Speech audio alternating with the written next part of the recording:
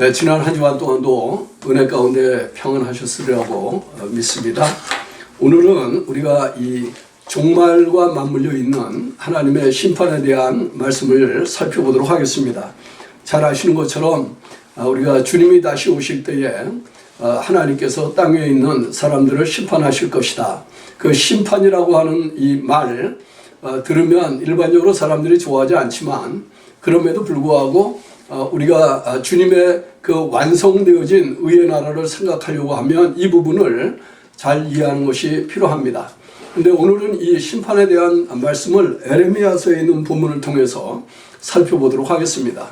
에레미야서 14장 19절에서 15장 5절까지의 말씀을 제가 봉독합니다. 주께서 유다를 온전히 버리시나이까? 주의 심령이 시온을 싫어하시나이까? 어찌하여 우리를 치시고 치료하지 아니하시나이까? 우리가 평강을 바라도 좋은 것이 없고 치료받기를 기다려도 놀람을 보나이다. 여호와여, 우리가 우리의 악과 우리 조상의 죄악을 인정하나이다.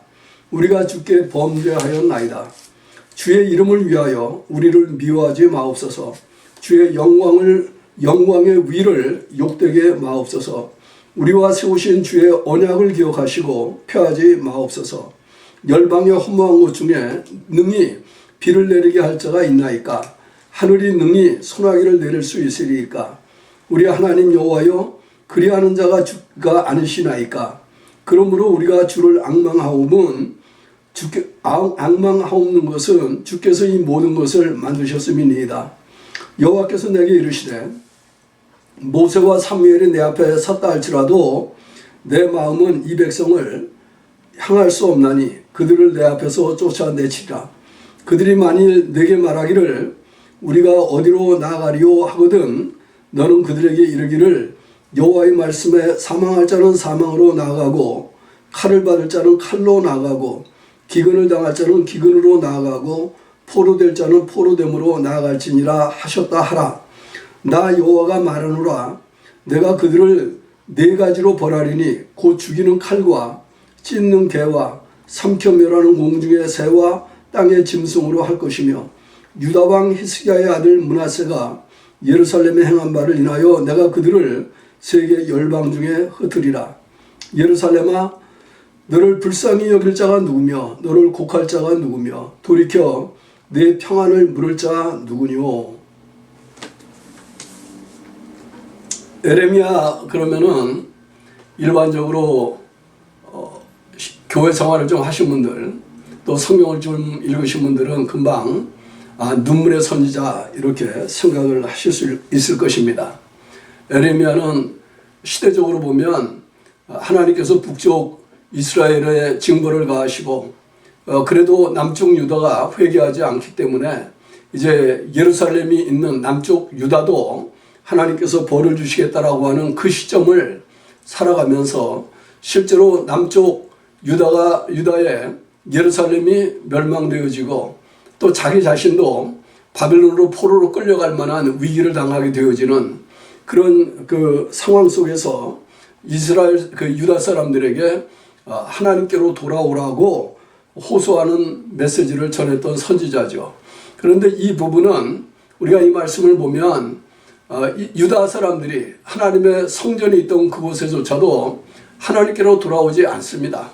하나님께로 돌아오지 않기 때문에 하나님께로 돌아오지 않는다라고 하는 이것 때문에 하나님이 징벌을 내리시는데 특별히 오늘 읽은 이 본문 말씀은 가뭄이 와가지고 정말 짐승이며 사람이 할 것 없이 다 죽어나가지는 그런 상황을 보면서 에레미야가 간절한 마음으로 하나님 앞에 기도한 그 용서와 그 긍휼 베푸실 것을 위해서 기도한 그런 말입니다.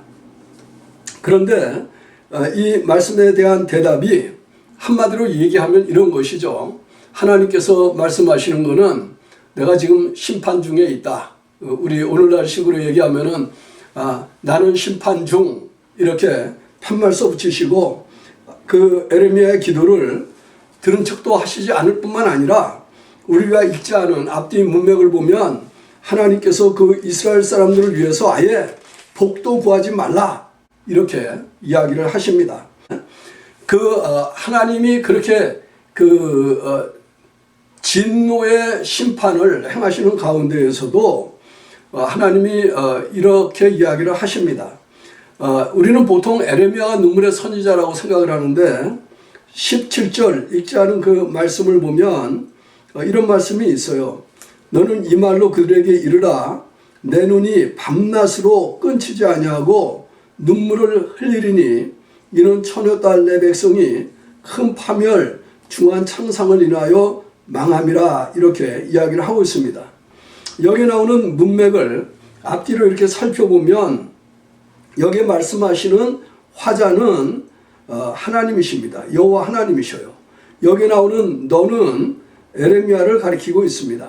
그래서 이 말씀을 보면 에레미야가 눈물의 선지자라고 하는 말을 하기 이전에 하나님께서 심판을 행하시는 가운데서도 밤낮으로 내 눈이 밤낮으로 끊치지 아니하고 눈물을 흘리리니 이렇게 이야기를 하시는 거예요. 이는 처녀 딸 내 백성이 큰 파멸 중한 창상을 인하여 망하기 때문이라. 하나님이 심판을 행하시고 계시죠. 그럼에도 불구하고 하나님이 밤낮 없이 울으시면서 눈물을 흘리시면서 그 심판을 행하시고 계신다라고 하는 이야기를 하고 있는 것입니다.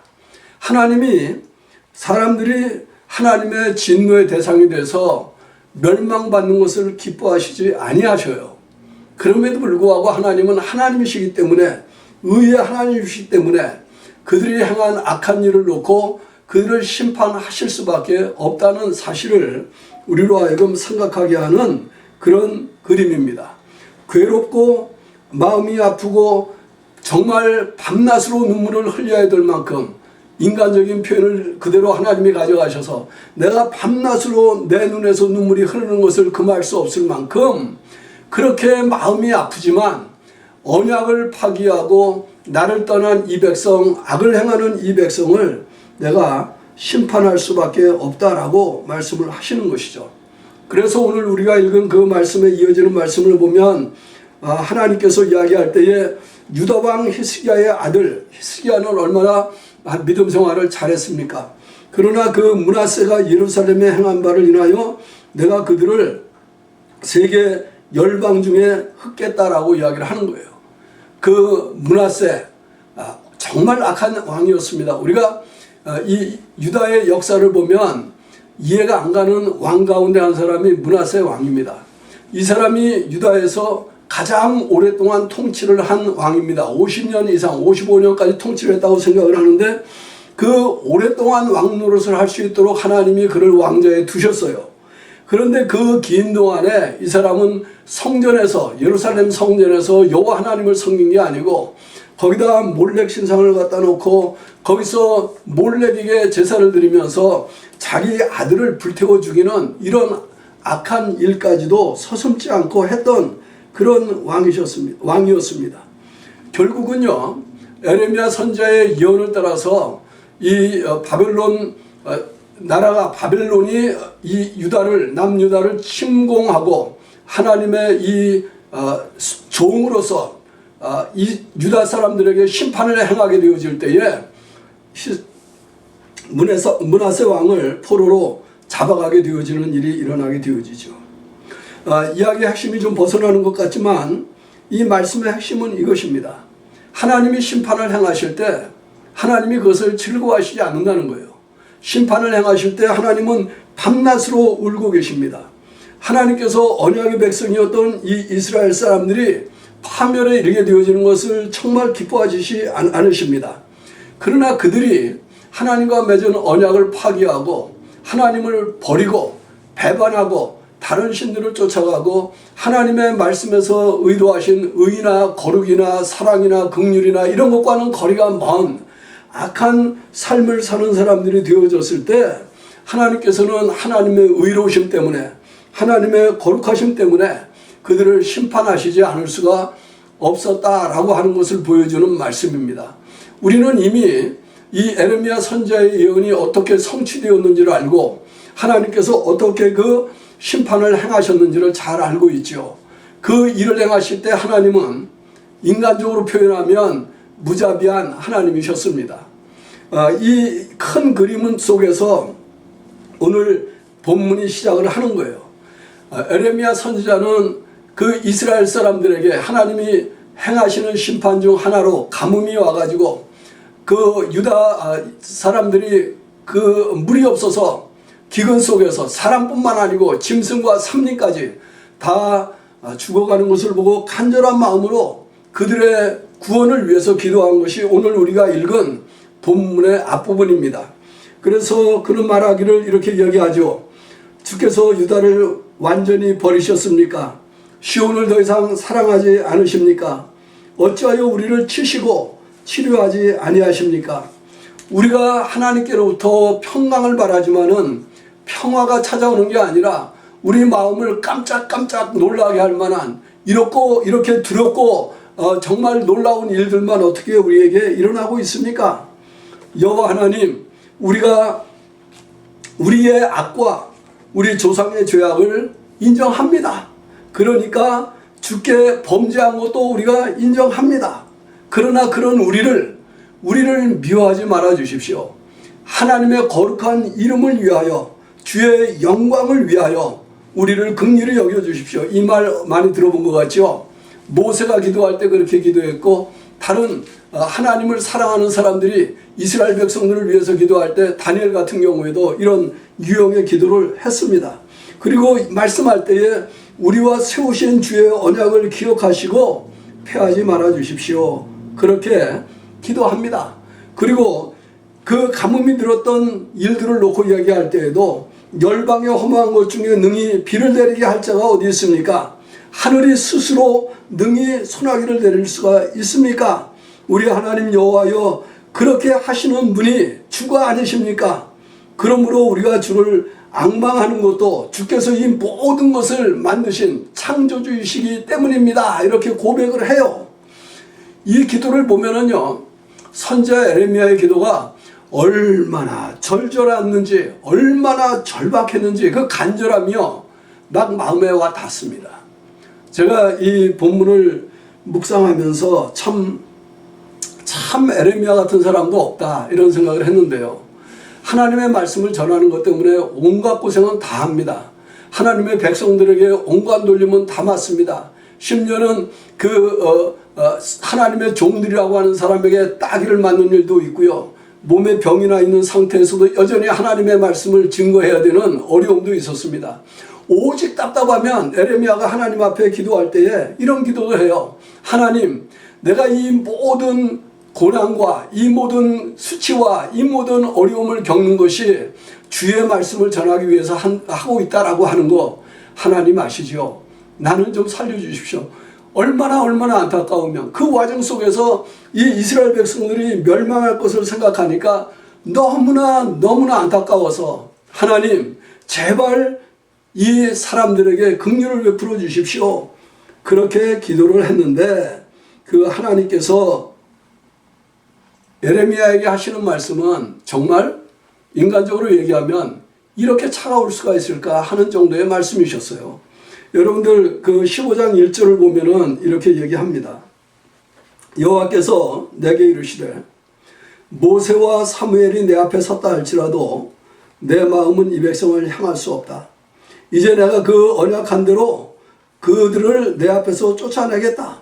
그들이 만일 내게 말하기를 우리가 어디로 가야 합니까? 그러면 너는 그들에게 말하기를 여호와의 말씀에 사망할 자는 사망으로 나아가고 칼을 받을 자는 칼로 나아가고 기근을 당할 자는 기근으로 나아가고 포로될 자는 포로됨으로 나가라 라고 그렇게 말씀하라 이야기를 하십니다.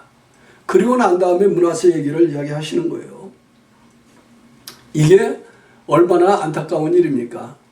하나님 앞에 그렇게 간절히 기도하는데 하나님이 이야기할 때에 모세와 사무엘이 내 앞에 있다 할지라도 내가 더 이상은 그들을 향해서 마음을 돌이키지 않겠다.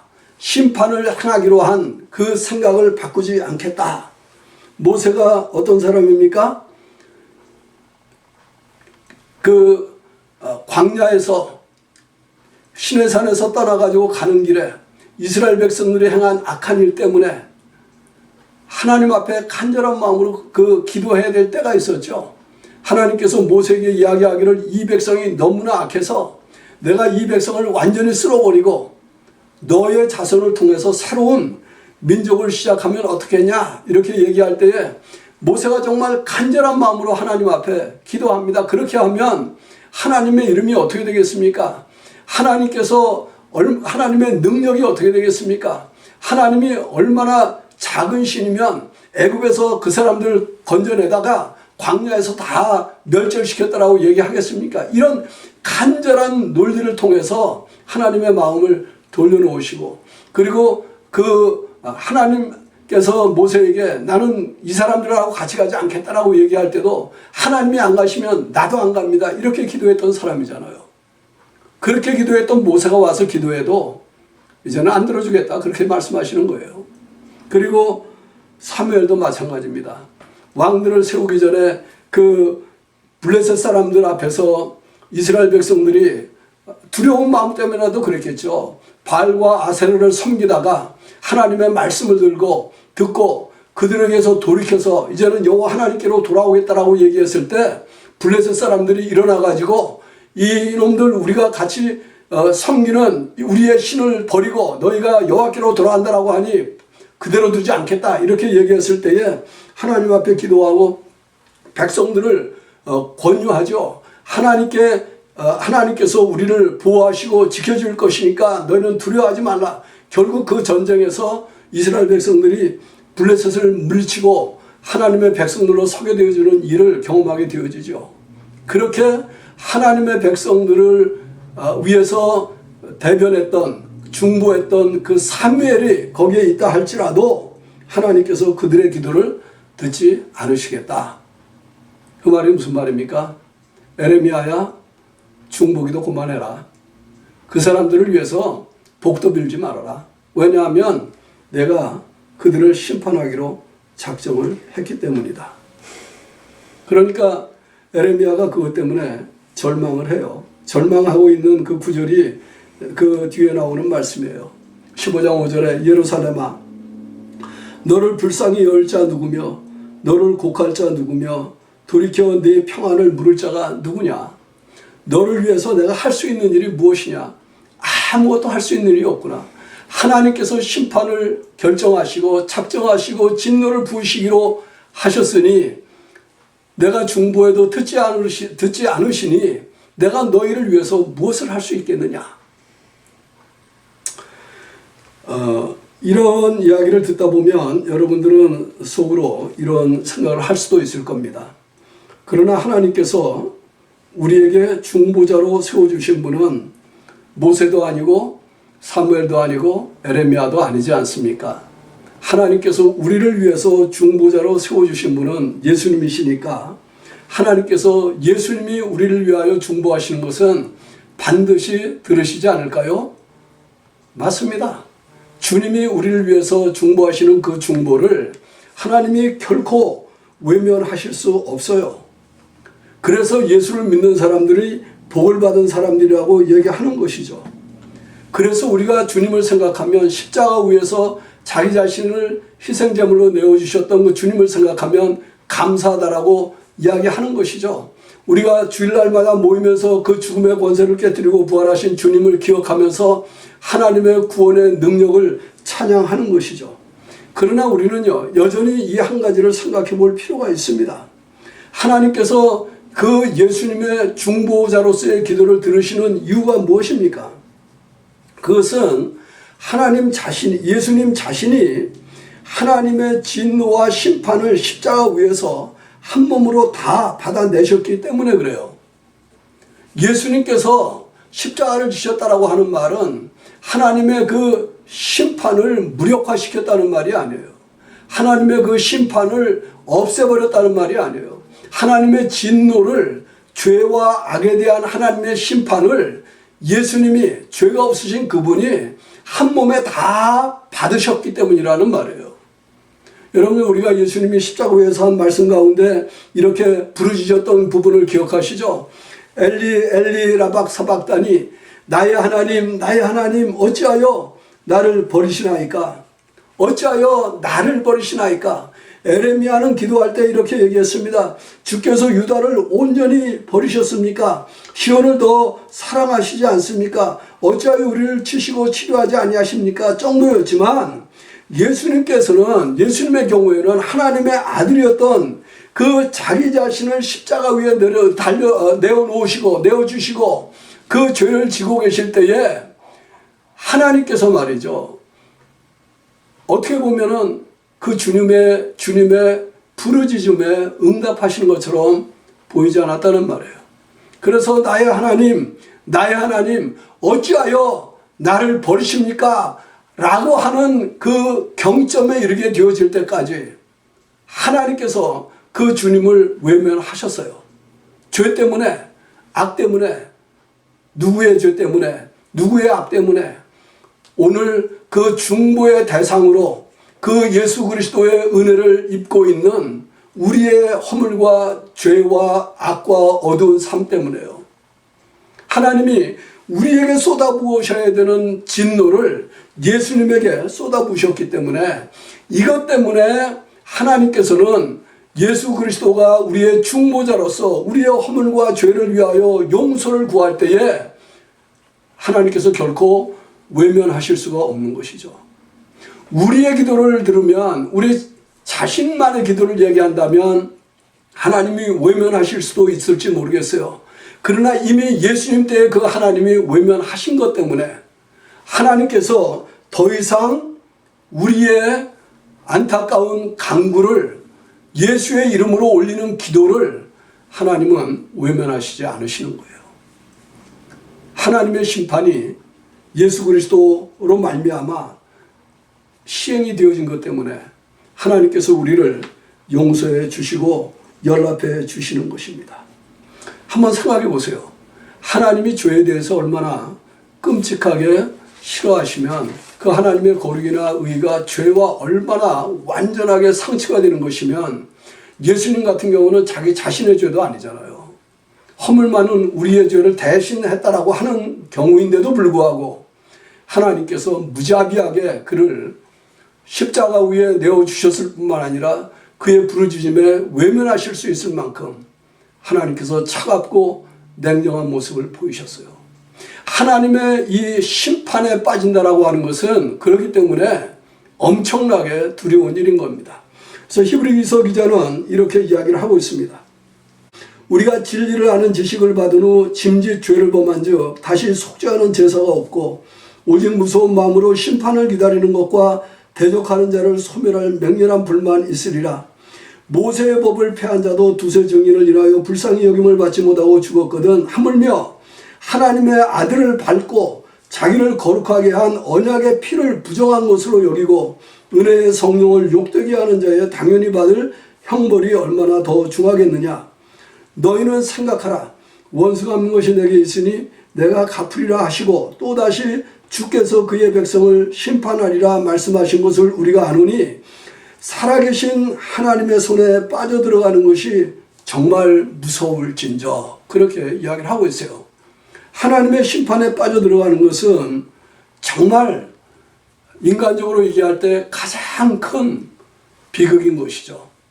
우리가 예수를 믿고 그 하나님의 심판으로부터 구원을 받은 사람이 되었다라고 하는 게 상대적으로 얼마나 놀라운 하나님의 은총을, 하나님의 복을 받으면서 사는 사람인지를 한번 생각해 볼 수 있게 되어지기를 바랍니다. 말씀을 정리하면 이렇습니다. 하나님의 심판은요, 우리가 다른 말씀들을 통해서도 깊이 살펴보지 않았지만 두 측면이 있습니다. 그 한 가지 측면이 오늘 우리가 읽은 이 본문에 나오는 하나님이 죄에 대해서 응징하시고 보복하는 것으로 나타나는 장면이에요. 이 공의의 형벌이라고 하는 측면에서 하나님이 죄와 악을 응징하시고 보복할 때에는, 그때에는 그것을 위해서 중보할 수 있는 사람이 없어요. 아무도 하나님의 그 무자비해 보이시는, 그 무정해 보이시는 그 표정을 바꿔놓을 수 있는 능력이 없어요. 단지 예수 그리스도만 그렇게 하실 수 있는 것이죠. 왜냐하면 예수님이 친히 그 하나님의 분노에 진노의 심판을 한 몸에 받으신 분이시기 때문에 그래요.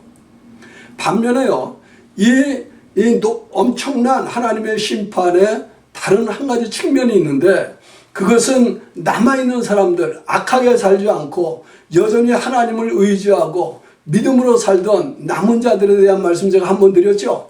이 사람들을 향해서는 하나님께서 그들이 당한 억울함과 그 눈에서 흐르는 눈물과 그들의 그 부르짖음을 신원해 주신다라고 하는 측면이 있어요. 우리가 주님이 다시 오시기를 기다리시는 이유가 뭡니까? 주님이 다시 오시면 우리가 예수님을 믿는 것 때문에, 하나님을 예배하는 것 때문에 다른 사람들과 같이 어둠의 삶을 살지 않고 빛 가운데 사는 이것 때문에 세상에서 놀림당할 때도 있죠. 억울한 일을 당할 때도 있죠. 때로는 오해받을 때도 있죠. 온갖 정말 우리가 속으로 생각할 때 나는 참 억울해 라고 할 수 있는 그런 순간들을 통과할 때가 있잖아요. 그런 사람들에게는 주님께서 나의 사랑하는 자, 착하고 충성된 종아 라고 이야기하시면서 그 와중 속에서도 믿음을 지키고 하나님을 바라보며 하나님만 의지하고 사는 이 사람들의 눈에서 흐른 그 눈물을 닦아주는 신원의 때가 되는 것이죠. 그래서 심판은요, 하나님의 죄의 응징을 겪는 사람들에게는 무자비한 시간이지만 하나님께서 눈에 눈물을 닦아주는 그런 신원의 측면을 경험하는 사람들에게 있어서는 그 하나님은 너무나 의로우신 분이고 너무나 감사한 분이고 너무나 우리를 잘 알아주시는 그런 분이 되시는 거예요.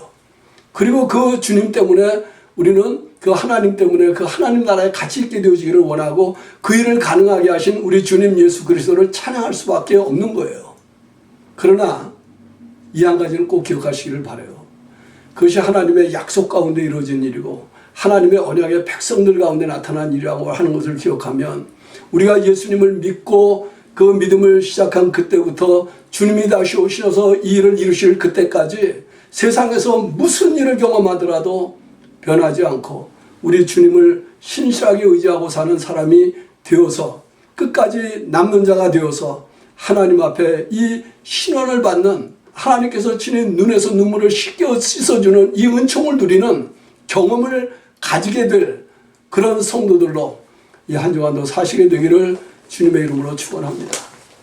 기도하겠습니다.